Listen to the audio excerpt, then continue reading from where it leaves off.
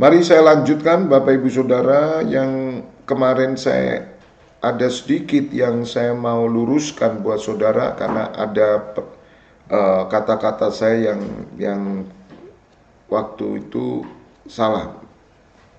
Saya menyebut kebangkitan kedua padahal harus kebangkitan pertama. Jadi perhatikan saudara bahwa orang-orang yang tidak mengerjakan keimaman dalam hidupnya, mereka tidak masuk kebangkitan pertama.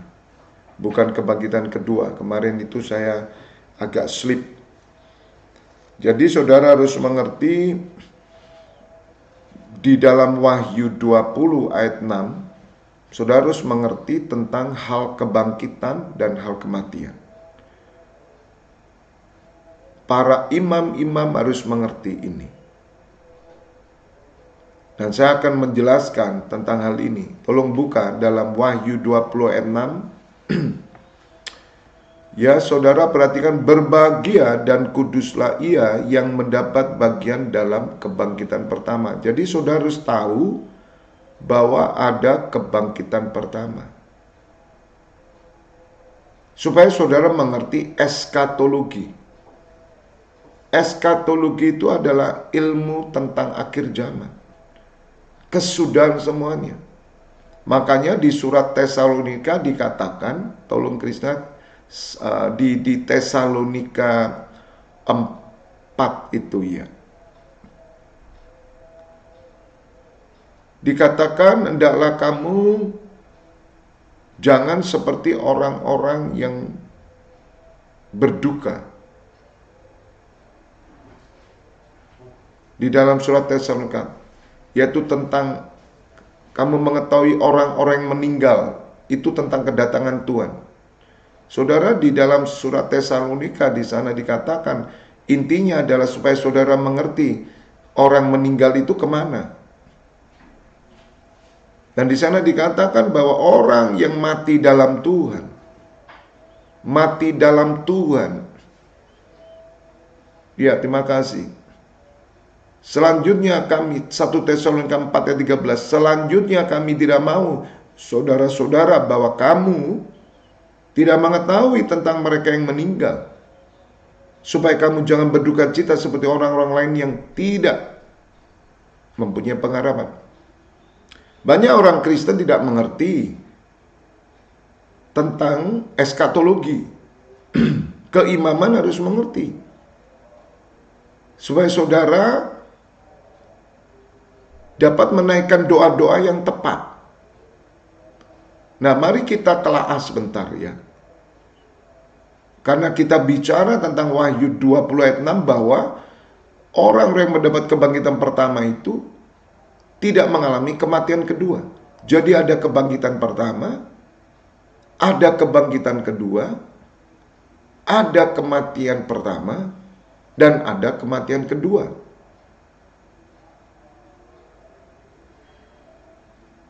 Nah saudara, mari perhatikan. Maka itu di dalam surat Tesalonika dikatakan, jangan kamu tidak mengetahui mereka yang meninggal. Dan di ayat yang selanjutnya, Krishna, tolong buka ayat selanjutnya.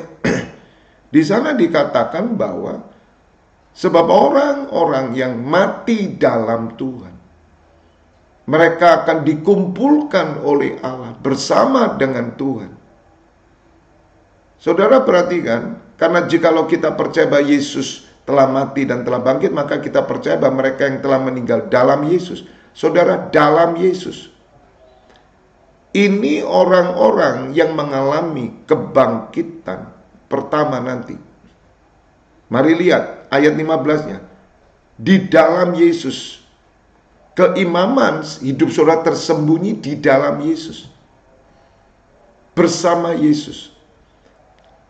Nah perhatikan, ini kami katakan kepadamu dengan firman Tuhan, kita yang hidup yang masih tinggal sampai kedatangan Tuhan sekali-kali tidak akan mendahului mereka yang telah meninggal. Next, 16-nya. Jadi orang-orang yang telah meninggal dalam Tuhan ini akan mengalami kebangkitan pertama. Baru kita yang tinggal Yang masih tinggal ini akan menyusul.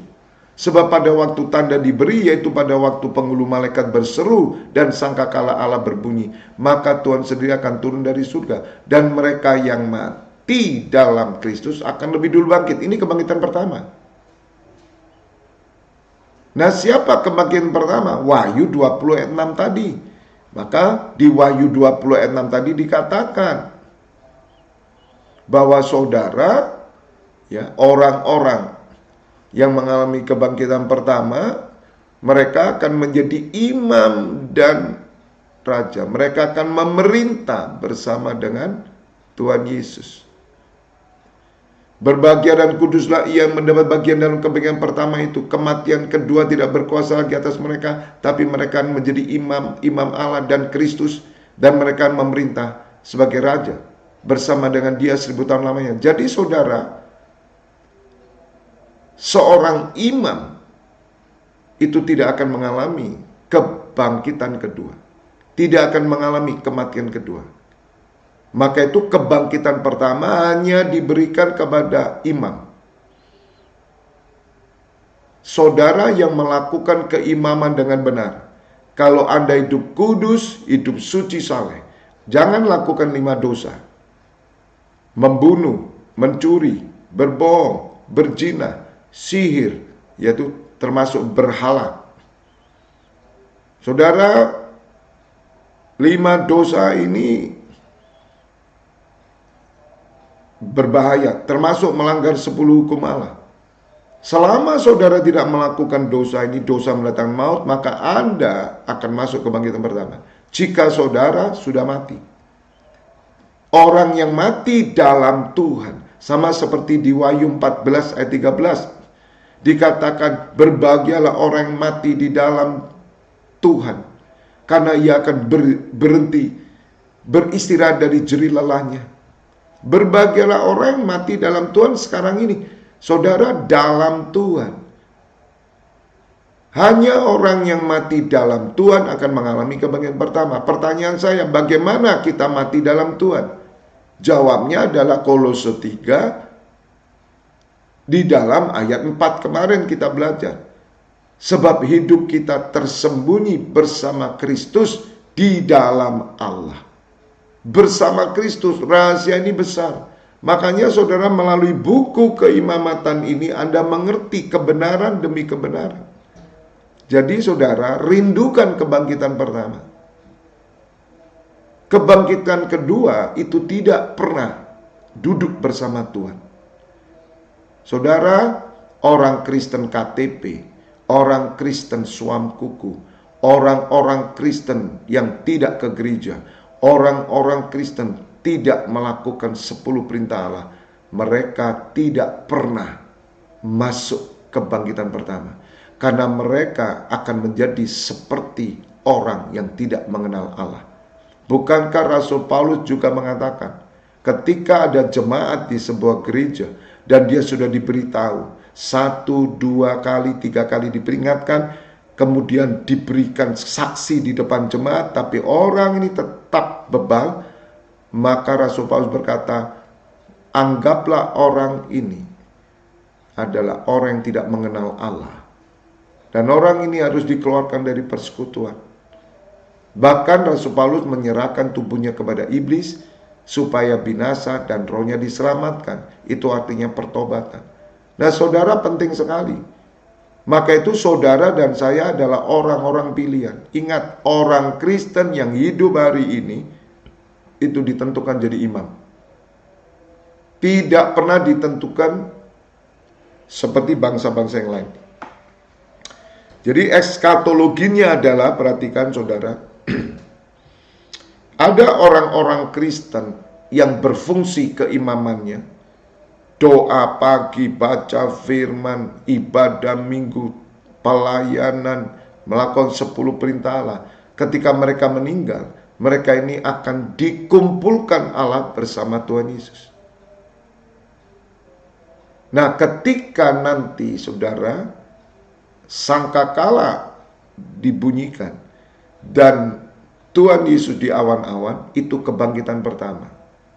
Kebangkitan pertama adalah Tuhan Yesus di awan-awan Dan siapa yang dibangkitkan? Para nabi, para rasul, orang-orang martir, ya, matinya dibunuh karena Tuhan Yesus, dan para imam yang sudah meninggal akan naik lebih dulu. Saudara, bagaimana orang-orang yang beragama lain? Bagaimana orang-orang Kristen yang sudah mati tapi dia hidupnya kotor?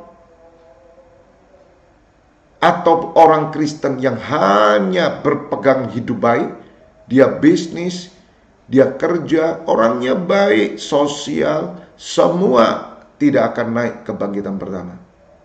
Karena mereka tidak pernah membangun keimaman. Oke? Dan mereka itu tidak akan naik dulu. Saudara harus tahu eskatologinya ini. Agama lain semuanya. Nah, baru saudara, kita ini yang masih tinggal, para imam yang tinggal pada masa sangkakala Allah dibunyikan, maka kita akan diangkat naik. Karena apa? Roh Kudus juga kembali kepada Bapa. Dengar saudara, ketika pengangkatan, Roh Kudus kembali kepada Bapa, dan setiap orang yang masih hidup yang melakukan tugas keimaman akan diangkat. Kuncinya di sana. Wahyu 20 ayat 6, kuncinya di sana. Imam dan raja. Saudara, karena nanti kerajaan Allah itu dibagi dua. Kerajaan Kristus dan kerajaan Allah. Saudara harus mengerti. Kerajaan Kristus itu hari ini orang Kristen yang terpilih. Semua orang Kristen hari ini yang hidup di masa ini itu adalah duduk memerintah bersama Tuhan Yesus. Tetapi pada kenyataannya kegagalan-kegagalan terjadi. Ya, dan itu kehendak bebas. Nah, Bapak Ibu Saudara, setelah pengangkatan terjadi baru masuk. Di sana pemerintahan dibangun oleh Tuhan Yesus. Itu belum kiamat, saudara. Belum kiamat. Karena sampai pemerintahan Tuhan Yesus sudah dibangun dan Tuhan Yesus harus menghancurkan antikris. Ingat, kenapa kita terangkat? Tadi yang mati orang Kristen yang tidak lakukan keimaman masih belum bangkit ya. Yang bangkit pertama itu jadi pasukan semua bersama kita yang tinggal. Nah, kenapa Tuhan Yesus datang dan mengumpulkan pasukannya? Di surat Wahyu dia akan mengalahkan antikris itu. Nah, saudara, yang dikalahkan ada orang-orang tertinggal itu. Jadi banyak orang yang tertinggal nanti ikut antikris. Tetapi ada orang-orang yang sadar waktu itu. Sadar karena kehendak bebasnya, bukan karena Roh Kudus. Dia sadar bahwa ternyata, kok semua terangkat di dalam gereja, misalkan 80% terangkat, 20% tidak terangkat. Dan mereka kan kaget waktu itu, saudara. Dan mereka mau bersekutu toh. Mereka kan mau bersekutu berdoa ya. Saya kasih tahu saudara, orang yang tertinggal ketika dia bersekutu berdoa tidak ada Roh Kudus dan tidak ada Tuhan Yesus. Mari saudara mengerti. Jangan main-main dengan tertinggal. Saya berharap saudara perhatikan dengan seksama. Jangan main-main dengan tertinggal. Anda pikir tertinggal itu sama seperti sekarang. Tidak, saudara. Ketika engkau tertinggal, tidak ada Roh Kudus, tidak ada Tuhan Yesus. Karena Tuhan Yesus berkata, 2-3 orang bersekutu dalam namaku, aku hadir. Itu masa sekarang. Masa sekarang karena Roh Kudus masih ada.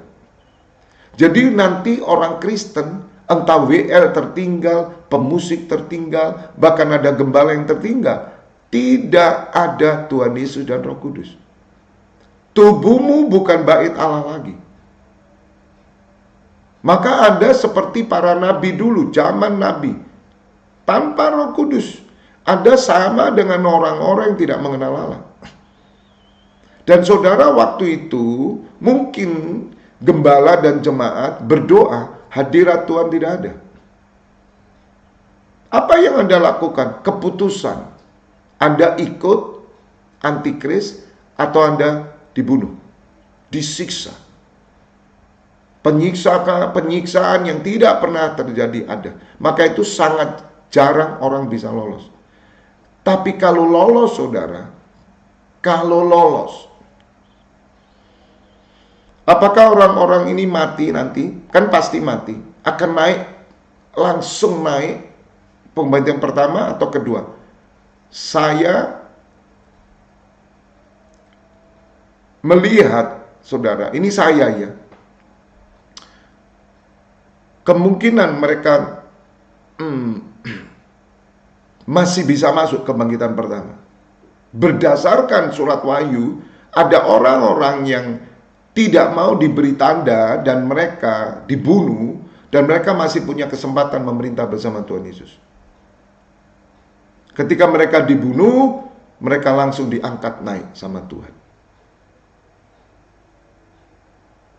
Kemungkinan masuk pada kebangkitan pertama, mudah-mudahan, karena merujuk pada surat Wahyu, ada orang-orang yang dibunuh, mereka yang tidak menerima tanda itu mereka duduk bersama Tuhan. Masih ada kesempatan, masih ada. Tapi kesempatannya mereka harus memilih mati. Kalau mereka menyangkal, mereka langsung masuk neraka. Jadi pilihannya dua waktu itu. Tapi kalaupun mereka tidak lolos pada kebangkitan pertama, karena kebangkitan pertama itu dibutuhkan perjuangan dan kemenangan dan hidup kudus. Nah, mereka yang gagal tertinggal, penghargaan Tuhan adalah ketika mereka rela dibunuh. Ya, saya berdoa masuk kebangkitan pertama. Saya berdoa masih ada kesempatan. Tapi jika tidak, mereka tetap dapat masuk kebangkitan kedua.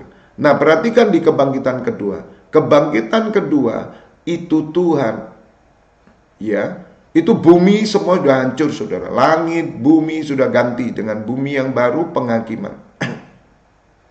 Ya, atau ya, bangkitan kedua itu kan sudah di alam roh semua. Alamnya alam roh, saudara. Nah, perhatikan di kebangkitan kedua itu orang-orang yang beragama di luar Kristen, ya, semua orang-orang ateis, bahkan orang Kristen suam-suam kuku, mereka akan diadili dengan kitab mereka masing-masing. Itu kitab catatan hidup mereka, bukan kitab suci. Ada orang berpikir nanti diadili dengan agama mereka. Tidak, saudara. Kitab mereka masing-masing dibuka. Karena Tuhan memiliki catatan. Malaikat memiliki catatan. Dan itu nanti dibuka. Perhatikan. Kebangkitan kedua hanya diberikan kepada orang. Itu ada di surat Roma. Tolong Krishna bisa buka. Di Roma, ya, maybe di Roma 2. Di sana dikatakan hanya orang yang mengejar kekekalan. Di Roma 2 mungkin ayat berapa, ayat 6 atau ayat berapa. Saudara, orang yang tidak mengejar kekekalan.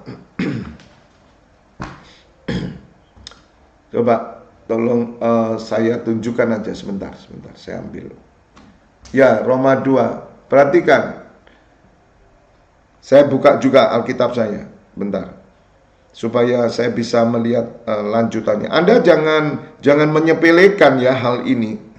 Makanya kenapa saya itu keras dengan saudara, terutama saudara yang ada di Kota Malang yang saya gembalakan di Janti.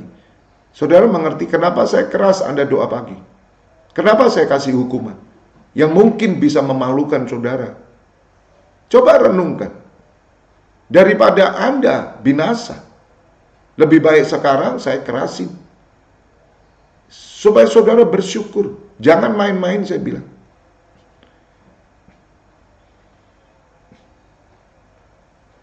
Saudara perhatikan. Atau saya bacakan aja ya. Hukuman Allah atas semua orang. Ini kebangkitan kedua. Ini kebangkitan kedua. Walaupun saudara pintunya itu selalu Tuhan Yesus. Pintunya itu artinya apa? Hakimnya Tuhan Yesus. Nah, nanti saya tunjukkan saudara, saya tunjukkan buat saudara. Roma 2 ayat 1. Karena itu, hai manusia, siapapun juga engkau yang menghakimi orang lain, engkau sendiri tidak bebas dari salah. Sebab dalam menghakimi orang lain, engkau menghakimi dirimu sendiri. Karena engkau yang menghakimi orang lain melakukan hal-hal yang sama. Tetapi kita tahu bahwa hukuman Allah, perhatikan saudara, bahwa hukuman Allah berlangsung secara jujur atas mereka yang berbuat demikian. Dan engkau, hai manusia, engkau yang menghakimi mereka yang berbuat demikian, sedangkan engkau sendiri melakukannya juga. Adakah engkau sangka bahwa engkau akan luput dari hukuman Allah? Maukah engkau menganggap sepi kekayaan kemurahannya, kesabarannya, dan kelapangan hatinya? Tidakkah engkau tahu bahwa maksud kemurahan Allah ialah menuntun engkau kepada pertobatan? Lihat saudara, hari ini pertobatan diminta. Pertobatan semua orang. Tetapi oleh kekerasan hatimu yang tidak mau bertobat. Lihat, kekerasan hatimu tidak mau bertobat, kehendak bebas. Engkau menimbun murka atas dirimu sendiri pada hari waktu mana murka dan hukuman Allah yang adil akan dinyatakan. Saudara, ini pada kebangkitan kedua. Imam tidak pernah dihakimi. Itu catat saudara. Saudara dan saya akan menghakimi bersama Tuhan Yesus. Makanya Anda harus benar-benar lakukan keimamanmu bersama saya. Anda bisa mengerti. Kasih tahu keluargamu. Kasih tahu anak, menantu, cucu. Kasih tahu suamimu. Anda jangan main-main loh saudara. Jika suamimu tiba-tiba terserang jantung dan meninggal, Anda sudah tahu hari ini suamimu di mana. Jika istrimu tiba-tiba meninggal, anakmu tiba-tiba meninggal, kamu tahu anakmu di mana. Jangan Anda menutupi dengan kerohanian, kasih karunia. Anda tahu anakmu binasa kok. Kamu lihat dia nggak pernah doa pagi, baca firman tidak, ke gereja tidak. Terus Anda menguburkan anak Anda dan Anda percaya, aku percaya anakku selamat. Anda bohong. Anda membohongi diri Anda sendiri. Oh, suami saya percaya kok Tuhan Yesus mengampuni. Anda bohong. Pengampunan tidak pernah terjadi di atas. Pengampunan terjadi di bawah. Catat saudara. Pengampunan tidak pernah terjadi setelah kematian. Pengampunan terjadi sebelum kematian. Jadi kalau Anda mau minta ampun sekarang. Kalau Anda nanti minta ampun sesudah kematian, telat bos. Ini nggak main-main, saya bilang nggak main-main. Kalau Anda tidak benar-benar mengatakan kepada suamimu kebenaran, bahkan Anda ikut menjerumuskan suamimu tidak ke gereja, Anda diam, Anda berdosa. Saya kasih tahu saudara, kalau suamimu nyeleweng dengan wanita lain, saya mau tanya, Anda marah enggak? Tolong jawab yang wanita. Kalau suamimu menyeleweng dengan orang lain, Anda marah tidak? Pasti Anda marah. Bukankah tidak ke gereja itu lebih daripada menyeleweng? Kenapa Anda tidak marah? Kenapa Anda memilih damai? Anda harus bawa pedang. Kenapa anakmu tidak ke gereja? Engkau diam. Kasih tahu dengan lemah lembut, tapi Anda marah. Marahnya marah suci. Jangan pernah Anda excuse dengan hal itu. Sama seperti ketika anakmu tiba-tiba kumpul dengan anak jalanan. Marah tidak? Marah bukan? Atau anakmu mencuri, marah tidak? Marah. Kenapa anakmu tidak ke gereja? Kamu tidak marah. Bukankah sama-sama masuk nerakanya? Mencuri masuk neraka, menyeleweng masuk neraka. Kenapa saudara melihat suami, melihat istri tidak ke gereja, Anda tersenyum dan Anda bahkan mendorong suami tidak ke gereja? Kenapa Anda bodoh? Karena Anda pun masuk neraka. Hanya istri-istri, suami-suami yang mendapatkan kebangkitan pertama, mereka akan marah. Kemarahan itu dinyatakan dengan berbagai cara. Kenapa kalau suamimu nyeleweng, kamu merengut, kamu marah, tidak mau makan, kamu kunci pintu, kamar ditutup? Masih bersama saya tidak? Masih bersama saya tidak? Saudara, hati-hati, saya bilang.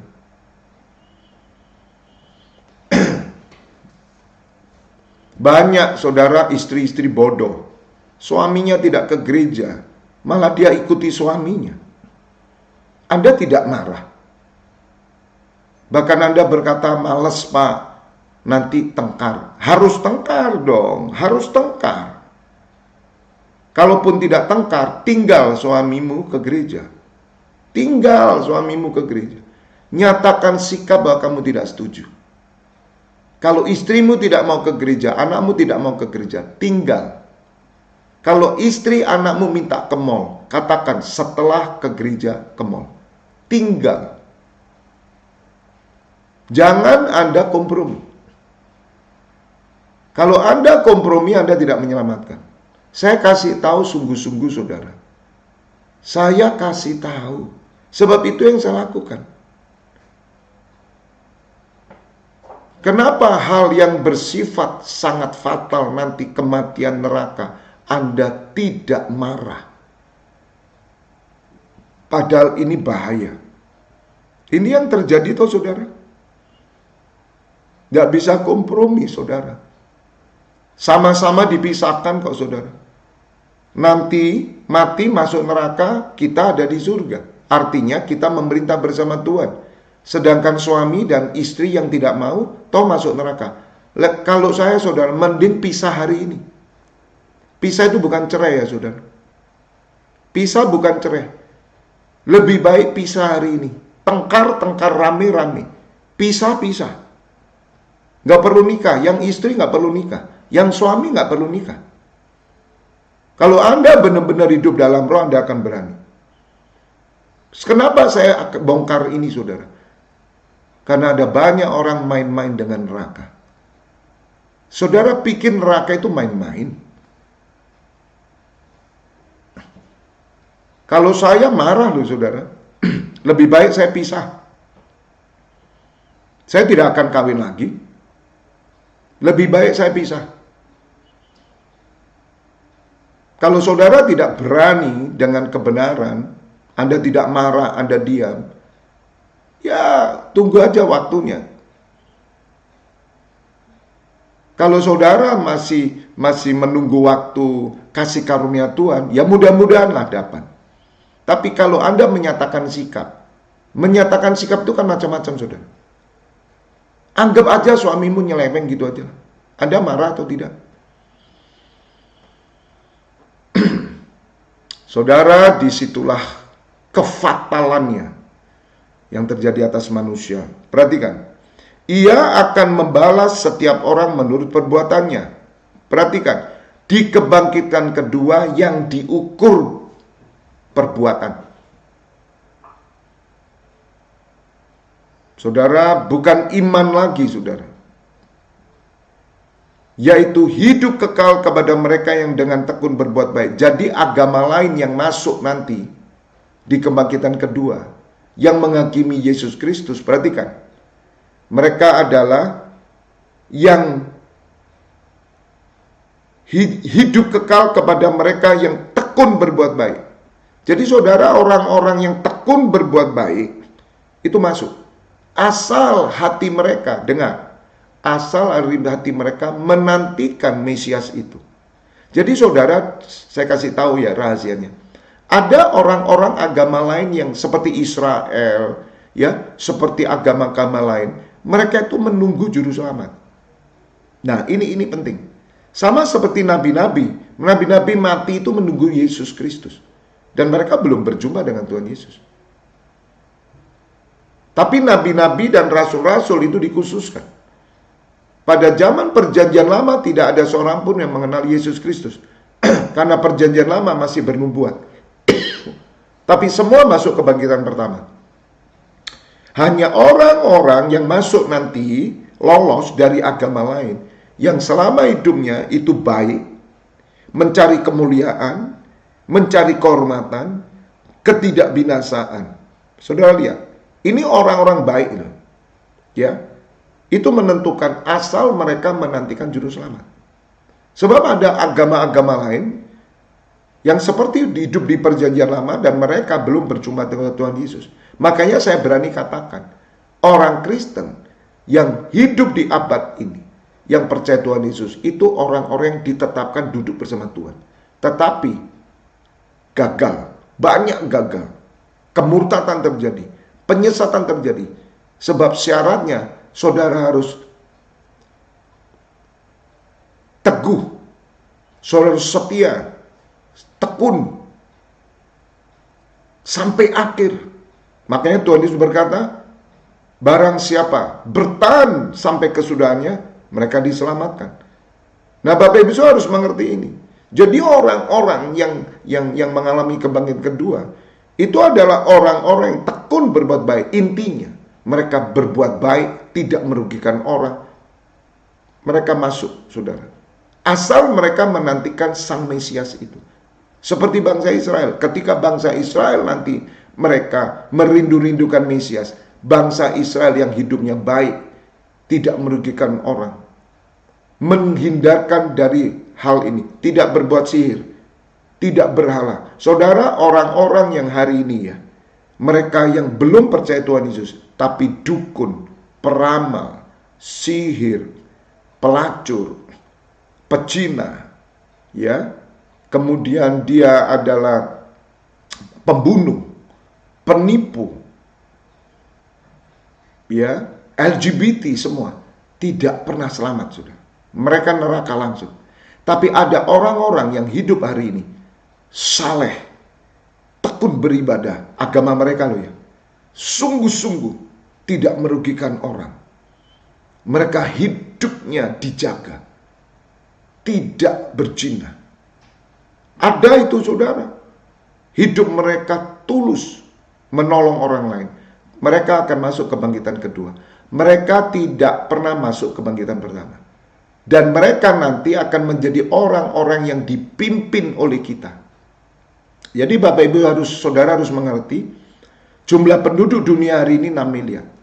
Kalau digabungkan semuanya, saya nggak tahu triliun mungkin, saudara. Banyak sekali, ya. Tapi ingat, ada pemerintahan Kristus, yaitu kerajaan Kristus.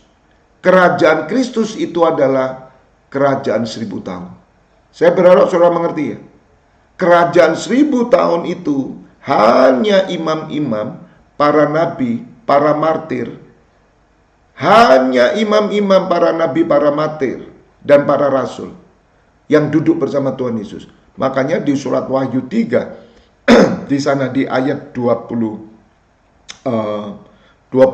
ya, 19 ayat 20 ya 21 dikatakan, barang siapa menang seperti aku telah menang. Saudara, untuk duduk bersama Tuhan Yesus saudara harus menang. Bagaimana menangnya? Keimaman. Ya, ia akan kududukan. Dan saudara sudah tahu toh, siapa yang duduk bersama Tuhan Yesus? Di Wahyu 20 tadi ayat 20 ayat 6 dikatakan, siapa yang duduk bersama Tuhan Yesus? Para imam. Maka itu kembali saudara, kembali perhatikan. Hanya pemenangnya. Pemenang itu bagaimana? Anda tetap setia, tekun dalam keimaman. Jadi nanti orang-orang Kristen yang hari ini terpilih, Anda sudah ada di kitab kehidupan. Kitab kehidupan itu milik Kristus. Meterai, 7 meterai itu yang bisa buka Tuhan Yesus. Gulungan kitab itu berisi ratapan, rintian, dan keluh kesah itu keimaman, doa syafaat. Itu yang pegang Tuhan Yesus. Ya, saudara harus mengerti ini. Dan orang-orang nanti yang mereka yang hidupnya baik, mereka yang hidupnya sungguh-sungguh, ya, benar-benar suci, saudara. Mereka ini akan masuk kebangkitan kedua dan mereka akan dipimpin oleh kita. Jadi saudara, mungkin ya, kalau ini ngomong 100%, 30% lah. 30% duduk bersama Tuhan Yesus dari jumlah penduduk dunia. Dan yang 70% akan dipimpin. Dari 70% ini masih dipilah-pilah yang masuk neraka. Pokok yang masuk neraka yang pasti adalah, perhatikan, Orang-orang yang melakukan dosa yang saya sebutkan tadi, entah dia Kristen, entah dia tidak akan pernah masuk. Tapi kalau Kristen, suam-suam kuku, tidak doa pagi, tidak baca Alkitab, tapi hidupnya tidak melakukan 5 hal dosa mendatangkan maut, dia masih masuk kesempatan. Tapi dia ada di kebangkitan kedua, yaitu dipimpin. Saudara, itulah gambaran tentang surga yang benar. Supaya saudara mengerti, kakek nenek kita yang belum percaya Tuhan Yesus, orang tanya ke saya, Pak, bagaimana kakek nenek kita yang belum percaya Tuhan Yesus? Mereka belum mendengar nama Yesus, itu engkong-engkong kita. Apakah mereka masih punya kesempatan? Masih, tapi masuk kerajaan Allah. Kerajaan Allah itu kebangkitan kedua. Artinya apa? Masuk dalam pemerintahan Allah, yaitu di bawah pemerintahan Kristus. Kerajaan Kristus sendiri. Saudara bisa mengerti? Jadi engkong-engkong kita, syaratnya engkong kita apa? Tidak berzina, tidak membunuh, tidak merugikan orang, hidup suci, baik. Dengar saudara. Dan mereka engkong kita menantikan juru selamat. Maka dia akan dapat. Tapi kalau engkong kita hidupnya berzina, kawin 10 kali, dan semuanya merugikan orang, menipu orang, maksiat, minum, jangan harap engkongmu bisa selamat. Dia masuk langsung neraka. Karena perbuatan baik menentukan pada kebangkitan kedua. Kebangkitan pertama, saudara dengar, keimaman oleh iman, pengharapan dan kasih kepada Kristus, memelihara hak kesulungan, dengan menyatakan imannya dalam perbuatan, bukan cuma baik, berkenan sempurna. Saudara, hati-hati dengan pernyataan kekristenan diselamatkan bukan perbuatan baik. Itu hati-hati ya. Kalau salah menjelaskan, bahaya menjerumuskan. Artinya apa? Saudara, saya dipilih itu bukan karena saya baik. Itu maksudnya. Anda mengerti? Saya ulangi ya. Jangan pernah saudara dibodohi dengan doktrin kita diselamatkan bukan karena berbuat baik. Itu penyesalan. Hati-hati saudara, karena kebangkitan kedua yang diukur perbuatan baik. Bahkan saudara, waktu engkau tertinggal, tidak ada Roh Kudus, tidak ada Tuhan Yesus, yang saudara lakukan hanya apa? Melalui perbuatan saudara sendiri, kehendak bebas saudara sendiri. Jadi saudara yang benar, kita terpilih jadi imam bukan karena kita baik. Itu yang benar. Siapa kita saudara? Tapi kalau kita memang ditentukan dari semula untuk menjadi imam, nama kita sudah tercatat di kitab kehidupan, ya kita bersyukur saja. Kalau ditanya, apa karena kamu pantas? Enggak, itu maksudnya. Apa karena engkau baik? Enggak. Tapi kasih karunia. Dan terus bagaimana nanti kamu setelah ini? Aku menjaga dengan perbuatan yang baik, aku menjaga dengan perbuatan berkenan, aku menjaga dengan perbuatan yang kudus, yang sempurna. Itu yang benar. Katakan amin. God bless you all. Sampai bertemu besok ya. Lebih seru lagi kita akan bicara. Bapak, kami bersyukur pagi hari ini kami mengerti tentang eskatologi, karena ini penting sekali bagi seorang imam, sehingga doa-doa mereka tidak salah. Dan sebagaimana surat Tesalonika berkata, engkau harus mengetahui bagaimana orang yang meninggal, supaya kamu tidak seperti orang-orang yang tidak mengenal Allah, yang tidak punya pengharapan. Kamu berduka seperti orang yang tidak punya pengharapan.